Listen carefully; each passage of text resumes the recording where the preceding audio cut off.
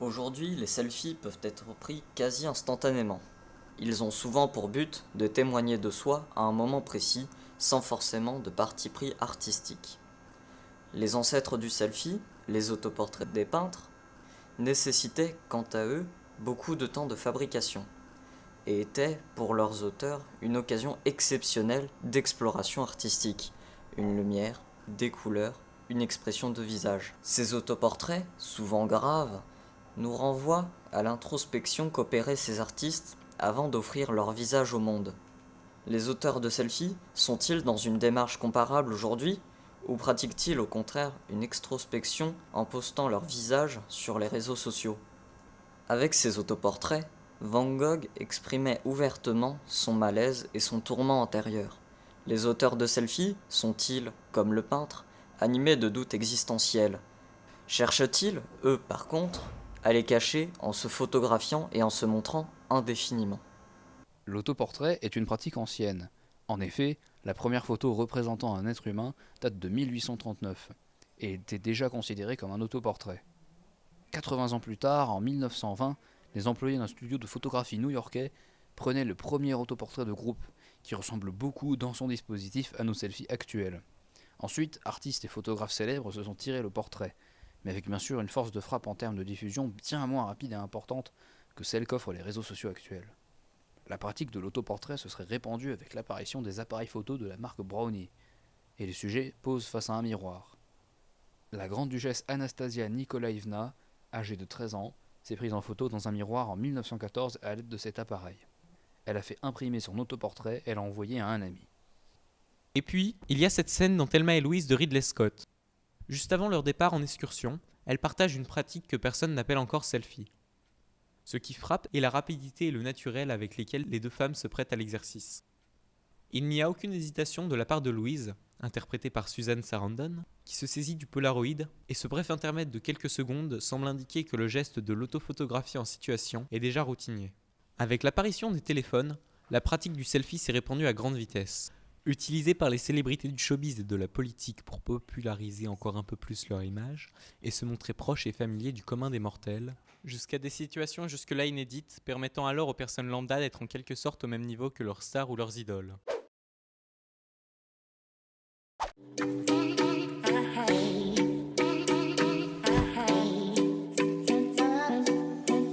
I don't wanna know, no, no, no, who's taking you home, home, home, home, and loving you so, so, so, so.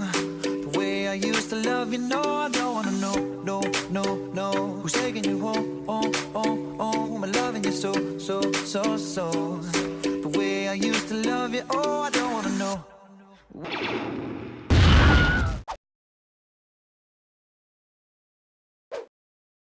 Pourquoi tu fais des selfies? Pourquoi je fais des selfies? Premièrement, moi je fais des selfies pour faire des photos. Juste pour faire des photos, pour vraiment prendre le moment présent. Et parce que les selfies, ça permet, c'est un moyen c'est comme une photo, ça permet vraiment de se rappeler du moment présent et des personnes qui nous sont chères. Et quand tu en fais, tu les partages sur les réseaux sociaux? Je partage tous mes selfies, il y en a que je garde personnellement pour moi et je partage que pas souvent, pas souvent. D'accord, merci. Quel est le selfie parfait pour toi? Le selfie parfait pour moi, bonne question. Bah, le selfie pour moi, c'est quand on décide de le faire, c'est juste pas par les autres. C'est juste, ça vient vraiment de soi. Se prendre en photo et puis voilà, j'ai pas trop d'explications d'autres à ajouter, mais Oui, donc pour toi, c'est chacun sa propre définition de selfie parfait. c'est ça, c'est chacun sa définition du selfie qui lui est propre et s'il a envie de faire un selfie ou pas. Bonjour, est-ce que vous faites des selfies? Non, ou très rarement. Pourquoi vous n'en faites pas? Parce que je trouve pas réellement l'utilité d'en faire. Je vois pas à quoi ça me servirait. Pour vous, c'est pas utile du coup. Ah, pas du tout. Qu'est-ce que vous pensez des gens qui font des selfies et qui les partagent sur les réseaux sociaux? Bah, franchement, c'est leur choix. S'ils ont envie de partager leur vie, bah, ils font ce qu'ils veulent, hein. Mais bon, comme je l'ai dit, pour moi, c'est pas utile. Et pour vous, qu'est-ce que le selfie? C'est une photo prise de nous-mêmes avec la caméra frontale. D'accord, merci de bien avoir voulu répondre aux questions. Et au revoir. Au revoir.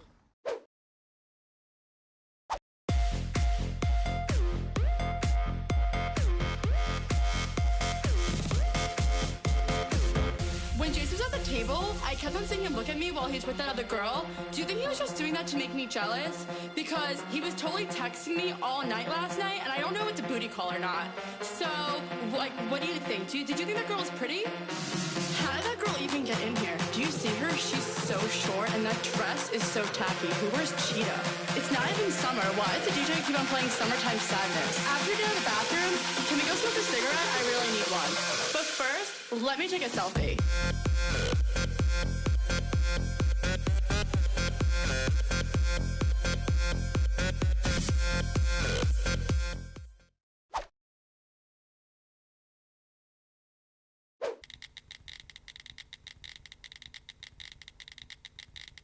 Notre société d'aujourd'hui s'isole de plus en plus.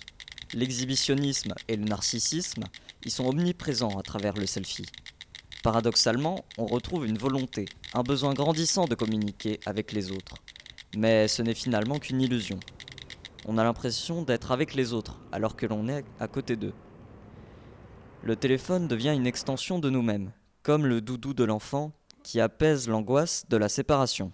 Nous avons peur de la confrontation avec nous-mêmes et avec la solitude.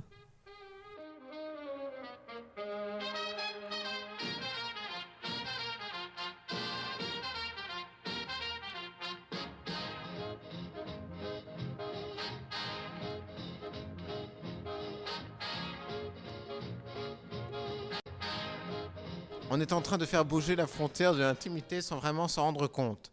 Et c'est ce qui peut être dérangeant, voire inquiétant. L'avènement d'un instant caractérise la société. Mais l'instant ne fait pas tout. Nous sommes dans une attitude de « je montre ce que je fais, mais je ne le vis pas ». C'est à l'image de l'hyperactivité de la société, avec cette volonté d'en faire toujours plus, d'avoir l'air d'en faire toujours plus. Il n'y a pas de profil type pour faire des selfies. Ce sont essentiellement des gens en manque de reconnaissance. Je pense que l'on ne valorise pas assez l'individu. Et donc l'individu cherche à s'auto-valoriser par le selfie. Cela peut aller jusqu'à s'inventer une vie qui se substitue à notre réalité. Cela peut changer la vision que l'on a de soi-même, mais aussi se créer une fausse image de nous-mêmes. Et on irait jusqu'à se créer une fausse identité, une fausse vie, une fausse représentation publique. Cela crée un détachement avec la réalité. Alors, le selfie est-il uniquement négatif? Non, pas uniquement, il permet à certains de s'extérioriser, aux narcissiques de s'admirer, aux timides de se valoriser, aux artistes de créer, et tout simplement à chacun de s'amuser.